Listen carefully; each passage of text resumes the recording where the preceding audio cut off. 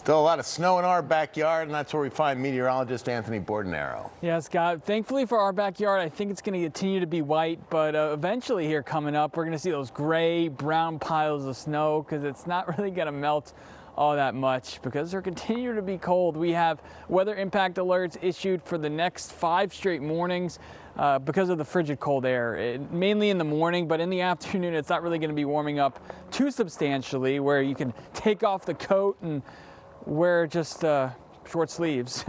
We're nowhere near that type of weather, but yeah, you're going to continue to need to bundle up. Let's talk about today. High of 15, low of 5, and the record for today, 69 degrees, which doesn't seem possible, but we were about 20 degrees below average, our average high being 36, and you can see all across the area. These numbers here are the rank versus the record. So Scranton tied 5th coldest, January 27th high, Williamsport tied 3rd, and then Mount Pocono 2nd overall for the date. Milford right now, you're at 11 degrees, seeing the snowpack there. Cars whizzing by, but this is the story. There's narrow lanes for cars. That's going to continue to be the story as well. So what's going on right now is the low pressure is tracking a bit to the north.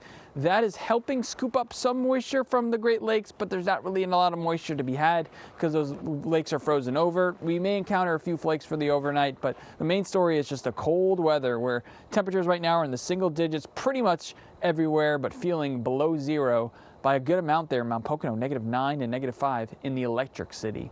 We have a cold weather advisory in place, meaning it's continue to bundle up. 3 degrees with a few flakes possible overnight. Those lows in the single digits. In some areas in the Poconos, I do think will slip below the 0 degree mark. And then with the wind chill, you know, it's going to be colder by about 10 degrees. So we're talking about between -10 and -20 wind chill for tomorrow morning.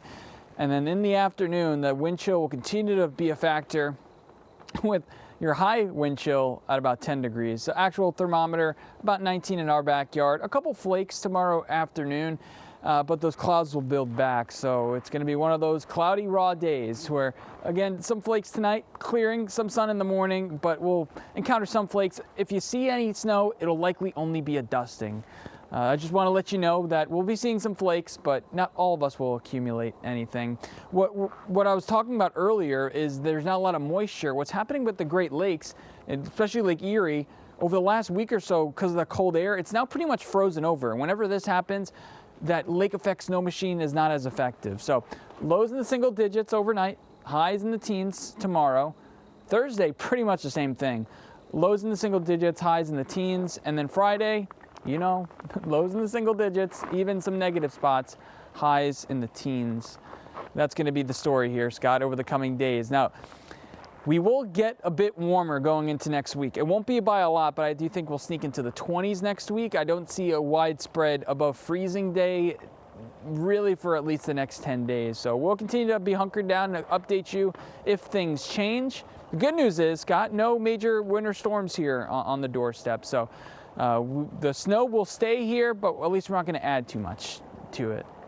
Okay, well, we'll take that to small victory when we can get it. Yeah. Thank you, Anthony.